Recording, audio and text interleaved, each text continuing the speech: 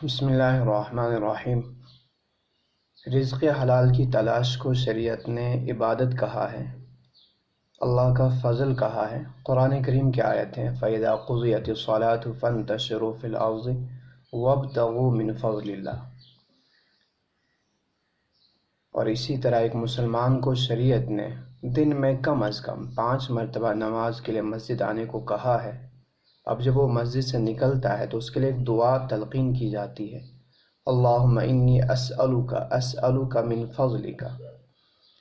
کہ آپ رب کا فضل تلاش کریں۔ نماز ہو گئی، اب رب کا فضل تلاش کریں، یعنی تجارت کے لیے نکلیں، رزق حلال کی تلاش کے لیے نکلیں۔ تو گویا ایک مسلمان کو دن میں رب کی طرف سے 5 مرتبہ یہ بات یاد دلائی جاتی ہے کہ آپ رزق حلال کے لیے نکل جائیں، تلاش کریں، تجارت کریں۔ تو جہاں 5 مرتبہ یہ تلقین کی جاتی ہے کم از کم کہ آپ تجارت کے لیے نکلیں، وہیں ایک لفظ اس کے لیے استعمال کیا شریعت نے۔ یہ نہیں کہا آپ حلال کمائی کے لیے نکلیں، یہ نہیں کہا آپ کمائی کے لیے نکلیں، تجارت کے لیے نکلیں، بلکہ یہ کہا من فضل اللہ، رب کا فضل تلاش کریں۔ تو پتہ چلا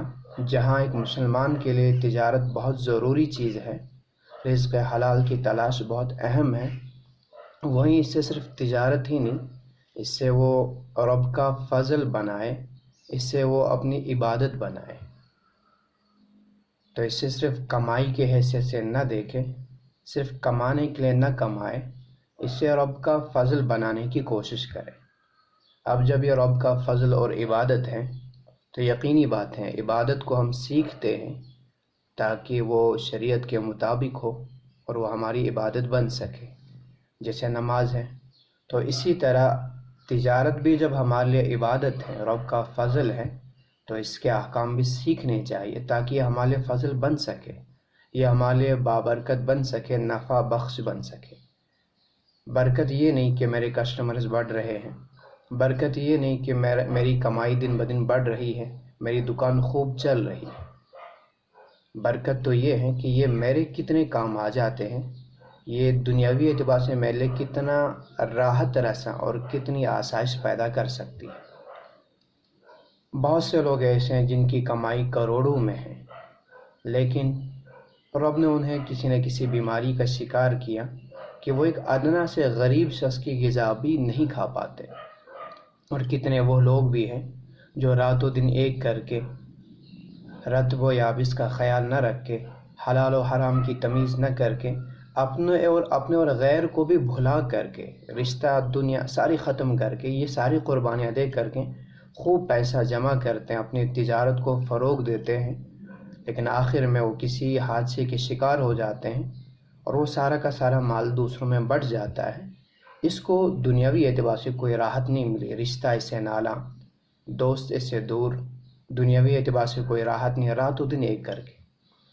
تو یہ کمائی برکت نہیں ہے، پھر یہ نفع نہیں، پھر یہ رب کا فضل نہیں، یہ تو پھر سزا ہو گئی۔ آپ علیہ السلام نے اسی لیے ایک حدیث کے اندر فرمایا کہ تمہارا مال وہی ہے جسے تم کھاؤ اور ختم کرو، تمہارا مال وہی ہے جو تم نے پہنا اور پرانا کر دیا، جسے تم بچائے رکھو اچھے اور برے کا فرق نہ کر کے، وہ کل دوسروں کا ہونا ہے۔ تو یہ نفع اور بابرکت فضل تبھی ہے جب یہ میرے کام دنیاوی اعتبار سے بھی مجھے راحت دے دے اور اخروی اعتبار سے بھی مجھے راحت دے، اور یہ تبھی ہوگا جب میں اسے شریعت کے طریقے پہ اپناؤں، شرعی اصولوں کو سامنے رکھ کر کے یہ تجارت کروں۔ سوچا تھا یہ شاید 2-4 مسائل ہمارے ایسے ہوں جو تجارت میں شریعت سے ٹکرا رہے ہوں، لیکن سارا کم رفو کا نکل آتا ہے جب غور کرتے ہیں۔ شریعت اور ہمارے جو اصول ہیں تجارت کے بہت ٹکراتے نظر آتے ہیں۔ کچھ مسائل ہیں جو بہت زیادہ عام ہوتے جا رہے ہیں، تو کوشش کروں گا آج انہی پہ بات کرنے کی، انشاءاللہ جیسے موقع ملے اور آپ کی دعائیں اور حوصلہ ساتھ ہو تو آئندہ اس سلسلے کو اور بھی جاری رکھوں گا، تو کچھ مسائل تجارت کے اور بھی سامنے آ جائیں گے۔ ایک مسئلہ آج کل بہت عام ہے کہ جو ہم آن لائن شاپنگ کرتے ہیں اس میں مجھے کوئی چیز دکھائی جاتی ہے، میٹیریل اس میں لکھا ہوا ہوتا ہے، لیکن ہر آدمی جانتا ہے کہ ہر آدمی میٹیریل کو پڑھنے کے بعد بھی وہ نہیں سمجھ سکتا یہ کیا میٹیریل ہے، ہر آدمی کو یہ مہارت نہیں ہوتی، بلکہ وہ دیکھنے سے تعلق رکھتا ہے، اس کی پہچان اس کے دیکھنے سے ہے، اس کی پہچان اس کے استعمال سے ہے، پڑھنے سے اس کی پہچان نہیں۔ یا پھر کبھی کبھی ان کی تصویر وہ دے دی جاتی ہے اس چیز کی جو مقصود نہیں ہوتا، غیر مقصود کی تصویر دکھا دی جاتی ہے اور انسان سمجھتا ہے کہ یہی دیکھا میں نے، یہی ہے۔ اور اسی طرح کا معاملہ عام دکانوں پہ بھی ہے کہ کچھ چیزیں پیکنگ میں ہوتی ہیں تو اسی طرح دیکھنے کے لیے کہا جاتا ہے، یا اگر دکھائی بھی جاتی ہے کہ آپ دیکھ لیجئے یہ ہے چیز، تو جو مقصود ہوتی ہیں دیکھیں وہ چیز نہیں دیکھی ہوتی ہے، غیر مقصود کو دکھا دیا جاتا ہے، اور میں بھی غیر مقصود کو دیکھتا ہوں، پھر بعد میں جب اچھی طرح سے دیکھنے پر رضامندی نہیں ہوتی تو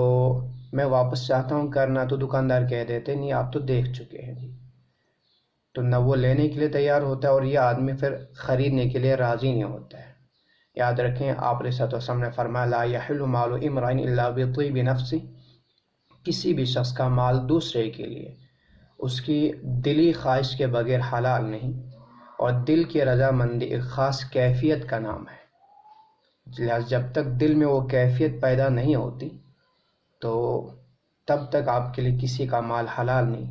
نہ دکاندار کے لیے اس کا پیسہ حلال اور نہ اس کے لیے اس کی وہ چیز حلال ہے۔ تو دل کا خیال رکھنا، دل کی خواہش کا خیال رکھنا، اس دل کی رضامندی کا احترام بہت ضروری ہے۔ آپ علیہ السلام نے ایک اور حدیث کے اندر فرمایا القلب بین اصبعیہ الرحمن، دل تو رب کے ہاتھ میں ہے، اس میں جو خواہشات امنگیں رب نے رکھی ہیں ان امنگوں کا احترام کرنا ایک انسانیت کے لیے بہت ضروری ہے۔ تو انسان کی رضامندی کے بغیر کوئی مال کسی کے لیے حلال نہیں ہے، تو اب وہاں رضامندی نہیں رہ پاتی ہے۔ تو آئیے دیکھتے ہیں کہ کتنی چیز کو دیکھنا ضروری ہوگا اور کس چیز کو دیکھنا کہا جائے گا آپ کا دیکھنا، اور کس کے دیکھنے کو کہیں گے دیکھنا، کب آپ چیز واپس کر سکتے ہیں، کب نہیں کر سکتے۔ آپ علیہ السلام کی تعلیم کے زمرے میں فقہاء نے ایک مستقل اصول رکھا ہوا، ایک باب باندھا ہوا خیار رویت کا، کہ بن دیکھے کوئی چیز خریدنا۔ اگر کوئی شخص بن دیکھے کوئی چیز خریدے، بعد میں دیکھنے پر راضی نہ ہو تو اسے واپس کرنے کا شریعت حق دیتی ہے، اور دکاندار کو مکلف بناتی کہ اس چیز کو واپس لے لے۔ لیکن مسئلہ ہے کتنے دیکھنے کو کہیں گے ہم نے دیکھا، اور کس کے دیکھنے کو کہیں گے دیکھا، جس کی بنا پہ آپ کا یہ خیار رویت ساقط ہو سکتا ہو۔ اس میں ہم چند طرح کی چیزیں دیکھتے ہیں۔ کچھ چیزیں تو وہ ہیں جن کا نمونہ دکھایا جاتا ہے اور نمونہ دیکھنے سے ساری چیز کا اندازہ ہو جاتا ہے۔ مثلا اگر چاول ہے، آٹا ہے، تیل ہے، چائے ہے، اور یہ ایک ہی کھیت کے اور ایک ہی بیج کے ہوں، تو اگر آپ میں اس اناج کے ڈھیر میں سے اگر تھوڑا سا اٹھا کر کے دکھاتا ہوں تو باقی بھی ویسا ہی ہوگا۔ تو یہاں نمونہ دکھانا کافی ہے، پورے بیگ کو دیکھنا ضروری نہیں، پوری بوری کو دیکھنا ضروری نہیں، پورے اناج کے ڈھیر کو دیکھنا ضروری نہیں۔ اور کچھ چیزیں وہ ہیں جن میں نمونہ دکھانے سے ساری چیز کا پتہ نہیں چلتا، جیسے ابھی بقرعید آنے والی ہے، آپ جانور خریدنے کے لیے جا رہے ہیں،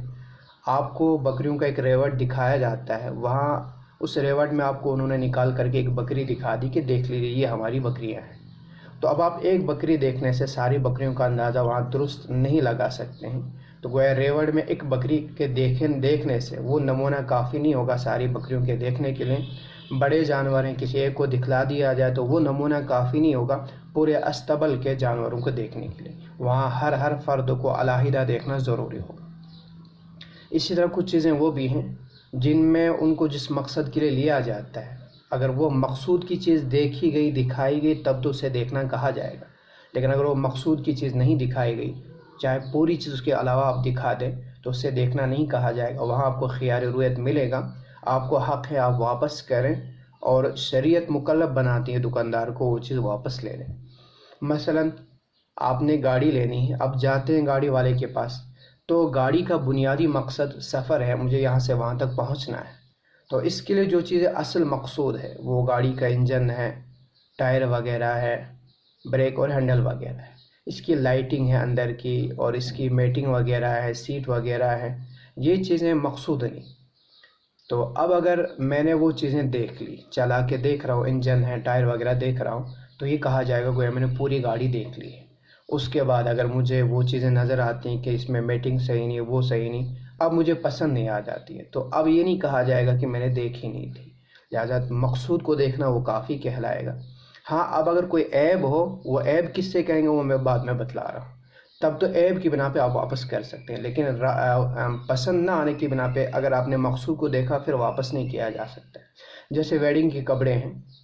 یا بہت سے ایسے بھی کپڑے ہیں جن میں نمونہ دکھانا یا کسی ایک جگہ کو دکھانا کافی نہیں ہوتا۔ مثلا وہ جو کپڑے ہوتے ہیں ویڈنگ کے، اس میں آپ کے لیے میٹیریل اتنا اہم نہیں ہوتا جتنا اس کا کام کاج ڈیزائن اہم ہوتا ہے، اور ڈیزائن میں بھی کچھ لوگوں کے لیے اہم کالر کا ڈیزائن ہے، کچھ لوگوں کے لیے دامن کا ہے۔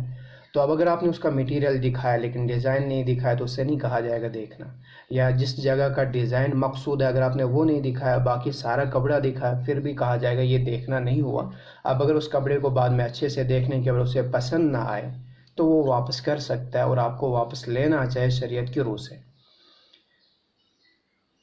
تو یہ چیزیں گویا مقصود، اگر آپ نے مقصود کو دیکھ لیا، جیسے آپ کو دودھ کے لیے گائے چاہیے تو آپ کو اس کے گوشت سے، اس کے رنگت سے کوئی مطلب نہیں، وہاں آپ کو اس کی تھنوں سے مطلب ہے۔ آپ نے تھن دیکھ لیا تو کہا جائے گا ساری گائے دیکھ لی، چونکہ مقصود دیکھا ہے تو وہ آپ کے لیے کافی کہا جائے گا۔ پھر آپ یہ نہیں کہہ سکتے میں نے ساری گائے نہیں دیکھی تھی تو لہٰذا یہ دیکھنا نہیں ہوا، مجھے واپس کرنی ہے چیز۔ لیکن اگر آپ کو گوشت کے لیے چاہیے تو آپ کا وہاں ہاتھ سے ٹٹولنا ضروری ہے تاکہ گوشت کا اندازہ ہو۔ وہاں تھن چونکہ مقصود نہیں، وہاں گوشت مقصود ہے، وہاں الگ الگ دیکھنا ہوگا۔ وہ جو چیز جس مقصد کے لیے لی جاتی ہے اس کے جو مقصود بذات چیزیں ہیں، اگر آپ ان چیزوں کو دیکھتے ہیں تو اس سے کہا جائے گا دیکھنا۔ اگر وہ چیزیں نہیں دکھائی گئی یا آپ نے نہیں دیکھی پھر چاہے سارا کا سارا دکھا دیا جائے وہ کافی نہیں ہوگا۔ اسی طرح ہے کہ دیکھنے سے پہلے ہی اگر میں نے رضامندی کا اظہار کر دیا، مثلا میں نے دیکھا نہیں چیز، میں دکاندار سے کہہ رہا ہوں آپ نے دیکھی ہے نا، آپ نے پرکھی ہے نا، وہ کہہ رہا ہاں میں نے دیکھی، میں کہہ رہا ہوں چلو ٹھیک ہے میں راضی ہوں آپ اسے پیک کر دیں۔ گویا میں اپنے خیال رویت کو پہلے ہی ساقط کر رہا ہوں، تو کیا یہ بھی صحیح ہے یا نہیں؟ بعد میں نے دیکھا، میں دیکھ رہا ہوں مجھے تو پسند نہیں آ رہی، وہاں پر بھی میرا دیکھنے کا کوئی اعتبار، مجھے خیال رویت مل جاتا ہے۔ اس سے کہ دیکھنے سے پہلے جو میں نے رضامندی ظاہر کر دی ہے وہ حقیقی معنی میں رضامندی نہیں۔ رضامندی میں نے کہا ایک دل کی کیفیت کا نام ہے، وہ کیفیت دیکھنے کے بعد ہی ظاہر ہو سکتی ہے، دیکھنے سے پہلے نہیں۔ اور فقہا نے کہا بھی ہے وَلِأَنَّ الْخِيَارَ مُعَلَّقٌ بِالرُّؤْيَا، شریعت نے جو آپ کو خیال رویت دیا ہوا وہ تو دیکھنے سے تعلق رکھتا ہے، لہذا دیکھنے سے پہلے چاہے آپ رضامندی کا اظہار کریں اس کا کوئی اعتبار نہیں، تو دیکھنے کے بعد ہی آپ رضامندی کا اظہار کریں وہ معتبر ہے۔ یا دیکھنے سے پہلے عام مثلا ہم جو کہتے ہیں کہ آپ نے دیکھا ہے، دیکھنے کی ضرورت نہیں، میں لے کافی ہے، یا میں خوش ہوں آپ پیک کر دیجئے، یہ کافی نہیں ہوگا۔ اگر بعد میں آپ کو پسند نہیں آتی آپ واپس کر سکتے ہیں، دکاندار کو واپس لے لینی چاہیے۔ اس طرح کبھی یہ بھی ہوتا ہے کہ میں اپنے دیکھنے کے بجائے میں نے کسی اور کو بھیج دیا،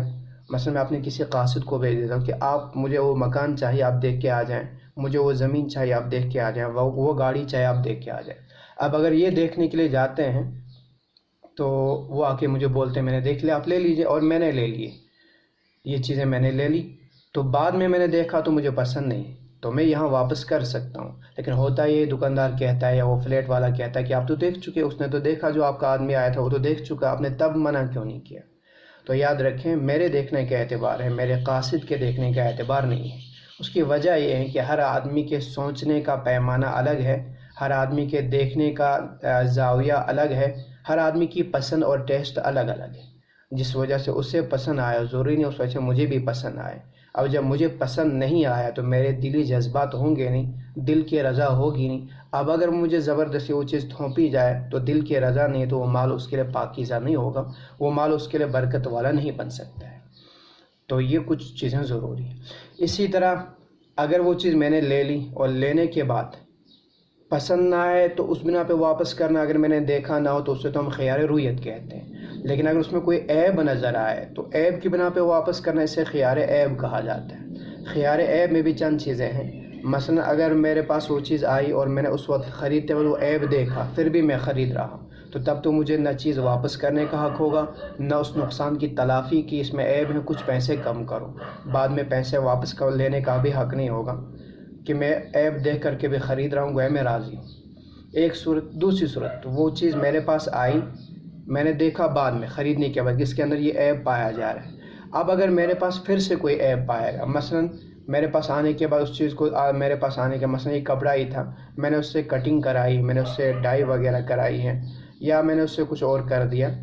تو اب ایک عیب میرے پاس بھی پیدا ہوا، اب میں چاہتا ہوں یہ چیز واپس کروں، تو یہاں مجھے چیز واپس کرنے کا حق نہیں ہوگا کہ اب تو ایک عیب میرے پاس بھی آیا ہے، یہ عیب لے کر کے اگر میں واپس کروں گا تو دکاندار کا نقصان ہے، لیکن اگر اپنا نقصان نہ، اپنے نقصان کا وہ جو مجھے نقصان ہوا اس کے عیب کی بنا پہ اور اس کا تدارک نہ کروں تو میرا بھی نقصان. تو یہاں شریعت نے میرے لیے بیچ کا راستہ رکھا ہوا ہے کہ میں اپنے نقصان کی تلافی کروں، چیز تو میرے پاس ہی رہے لیکن نقصان کی تلافی کروں کہ اس کی بنا پہ قیمت میں کتنی کمی آ سکتی ہے وہ قیمت واپس لے لوں. دو صورتیں. تیسری صورت، میرے پاس کوئی عیب پیدا نہیں ہوا، بس وہیں سے کوئی ایک عیب ہے، میں نے لا کے دیکھا کہ اس میں یہ عیب ہے لیکن میرے پاس کوئی نیا عیب پیدا نہیں ہوا، بس وہیں سے جو ہے وہی ہے. یہاں پہ اب اگر میں چاہتا ہوں کہ چلو یہ عیب چل جائے گا، میں یہ چیز اپنے پاس رکھوں گا، لیکن دکاندار کے پاس جاتا ہوں کہ اس میں وہ خرابی تھی، آپ اتنے پیسے مجھے واپس کیجیے، آپ نے اتنے میں دیا، یہ اتنا پیسہ زیادہ بنتا ہے. تو یاد رکھیں یہاں پر بھی مجھے چیز اپنے پاس رکھ کر کے پیسے واپس لینے کا حق نہیں ہوگا، وہ نقصان کی تلافی کا حق نہیں ہوگا. مجھے ساری کی ساری چیز واپس کر لینی چاہیے اور اس کے بعد اپنے